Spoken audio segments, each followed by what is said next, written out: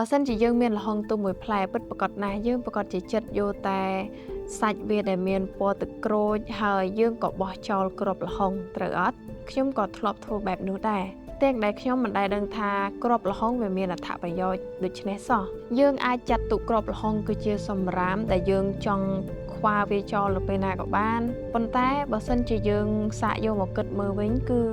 វាគឺជាឱសថធម្មជាតិហេតុអ្វីយើងតែងតែមើលរំលងរបស់តូចតាចប៉ុន្តែមានប្រយោជន៍ប៉ុន្តែយើងបែរជាចំណាយលុយរាប់សិបដុល្លារយកទៅទិញថ្នាំផ្សេងៗដើម្បីមកព្យាបាលសុខភាពនៅក្នុងវីដេអូថ្ងៃនេះនាងខ្ញុំនឹងនិយាយបង្ហាញអំពីគ្រាប់ល្ហុងថាតើវាមានតួនាទីសម្អាតនៅក្នុងរាងកាយរបស់យើងយ៉ាងដូចម្តេចខ្លះចំណុចទី1គឺតាក់ទងទៅនឹងការរំលាយអាហារ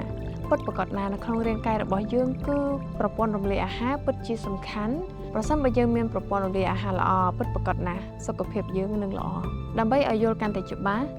យើងស្រមៃមើលថាក្រពះរបស់យើងគឺហាក់ដូចជាផ្ទះបាយយ៉ាងមមាញឹកដែលនៅពេលខ្លះគឺយើងទទួលទានចំណីអាហារដែលមានប្រូតេអ៊ីនច្រើនមិនថាប្រូតេអ៊ីនមកពីសាច់ឬក៏ប្រូតេអ៊ីនមកពីធម្មជាតិនោះទេគឺរាងកាយរបស់យើងព្យាយាមធ្វើការយ៉ាងខ្លាំងដើម្បីរំលាយប្រូតេអ៊ីនអស់ទាំងនោះហើយម្យ៉ាងវិញទៀតនោះបើសិនជារាងកាយរបស់យើងមិនមានជំនួយដើម្បីជួយរំលាយពិតប្រាកដណាស់ចំណីអាហារអស់ទាំងនោះប្រកាសជាដេកត្រាំនៅទីនោះតែម្ដងដូច្នេះហើយគ្រាប់ល្ហុងគឺមានសារធាតុម្យ៉ាងដែលអាចជាជំនួយដល់ការរំលាយអាហារវាអាចកាត់ផ្ដាច់នៅទម្រង់ប្រូតេអ៊ីនធ្ងន់យ៉ាងណាក៏ដោយដែលធ្វើឲ្យរាងកាយរបស់យើងគឺងាយស្រួលក្នុងការស្រូបយកប្រូតេអ៊ីនអស់ទាំងនោះផ្នែកទី2គ្រាប់ល្ហុងគឺជាខែលការពារហើយនឹងជួយលាងសម្អាតជាតិពុលអត្ថប្រយោជន៍របស់វាមិនមែនល្អសម្រាប់តែក្រពះតែប៉ុណ្ណោះនោះទេគ្រាប់តូចៗអស់ទាំងនេះក៏អាចដើរតួជាខែលការពារសម្រាប់ថ្លើមហើយនឹងតម្រងនោមរបស់អ្នកផងដែរនៅពេលដែលពួកវាព្យាយាមធ្វើការយ៉ាងធ្ងន់ធ្ងរគឺវាធ្វើឲ្យប្រព័ន្ធនៅក្នុងរាងកាយរបស់យើងគឺកាន់តែជ្រាវជ្រួញចាស់គ្រាប់ល្ហុងគឺមានសម្បូរពោពេញទៅដោយសារធាតុប្រឆាំងនឹងអុកស៊ីតកម្មគឺពួកវាធ្វើដំណើរត្រង់ទៅកាន់កោសិកាថ្លើមនិងតម្រងនោមដើម្បីជួយកាត់បន្ថយភាពនឿយហត់លើសពីនេះគ្រាប់ល្ហុងគឺមានប្រព័ន្ធការពារខ្លួនធម្មជាតិគឺគ្រាប់ល្ហុងគឺការពារមិនឲ្យសត្វល្អិតមកស៊ីគ្រាប់របស់វាទេដូច្នេះគឺវាបានបញ្ជាក់ថាគ្រាប់ល្ហុងគឺមានលក្ខណៈពិសេសមែនទែនវាជួយកម្ចាត់ហើយនឹងសម្អាតបាក់តេរីអាក្រក់ៗដែលមាននៅក្នុងពោះវៀនដែលតែងតែបំផ្លាញដែលជួយការពារពោះវៀនរបស់យើងពីបាក់តេរីហើយមានភាពស្អាតចេញពីខាងក្នុងផ្នែកទី3រសជាតិបង្កប់ហើយនឹងល្បិចនៅក្នុងផ្ទះបាយឥឡូវយើងមកនិយាយអំពីរសជាតិរបស់វាម្ដងយើងបានដឹងទាំងអស់គ្នាហើយថាគ្រាប់ល្ហុងគឺមិនឆ្ងាញ់វាមានរសជាតិរាងហឹរ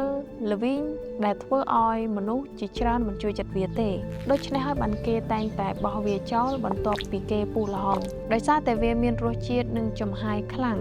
ដូច្នេះហើយយើងមិនអាចញ៉ាំវាទាំងស្លាបព្រាបានទេគឺយើងត្រូវមានវិធីក្នុងការញ៉ាំវាទុយទៅវិញគឺយើងត្រូវតែបកបញ្ឆោតខួរក្បាលរបស់យើងដោយប្រើវិធីសាស្ត្រផ្សេងគឺអ្នកអាចយកគ្រាប់ល្ហុងទុំនោះយកទៅឆ្លីដើម្បី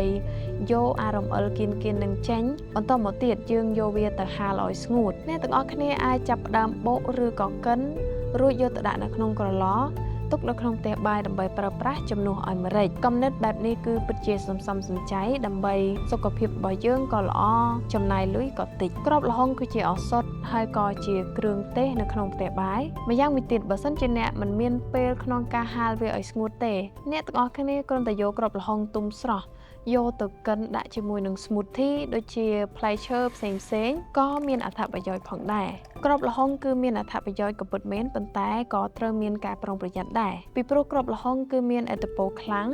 កាលណាតែញ៉ាំច្រើនគឺមានឥទ្ធិពលកាន់តែច្រើនដូច្នេះហើយយើងត្រូវញ៉ាំវាបន្តិចម្ដងដើម្បីឲ្យវាស៊ាំជាមួយនឹងក្រពះរបស់យើងបើសិនជាអ្នកចង់ចាប់ផ្ដើមញ៉ាំវាគឺអ្នកអាចចាប់ផ្ដើមជាមួយនឹង 1/4 នៃស្លាបព្រាកាហ្វេក្នុងមួយថ្ងៃហើយសង្កេតមើលថាតើនៅក្នុងរាងកាយរបស់យើងគឺមានភាពខុសប្រក្រតីយ៉ាងណាទៅជៀសវាងជាដាច់ខាតចំពោះស្ត្រីដែលមានផ្ទៃពោះឬក៏អ្នកដែលកំពុងតែប្រើប្រាស់ថ្នាំពង្រាវឈាមយ៉ាងធ្ងន់ធ្ងរប្រសិនបើពុកម៉ែបងប្អូនមានជំងឺប្រចាំកាយអ្នកគួរតែទៅពិគ្រោះជាមួយនឹងមជ្ឈបណ្ឌិតជាមុនសិនដូច្នេះហើយនៅពេលដែលពុកម៉ែបងប្អូនទិញទុំល្ហុងមកលើកក្រោយគឺសូមកុំបោះគ្រាប់វាចោលគឺអាចប្រើប្រាស់គ្រាប់វាធ្វើជាឱសថក៏ដូចជាថ្នាំការពារជំងឺនៅក្នុងរាងកាយការថែរក្សារាងកាយរបស់យើងយ៉ាងប្រុងប្រយ័ត្នហើយនឹងមិនខ្ជិះខ្ជាយ នៅអ្វីដែលព្រះបានផ្ដល់ឲ្យយើងដូចជាធម្មជាតិគឺជាផ្នែកមួយនៃការរស់នៅដែលមានការទទួលខុសត្រូវដូច្នេះហើយក៏កុំភ្លេច share វីដេអូនេះទៅកាន់មិត្តភ័ក្តិរបស់អ្នកនាងខ្ញុំក៏សូមអរគុណនិងសូមជួបគ្នានៅវីដេអូក្រោយ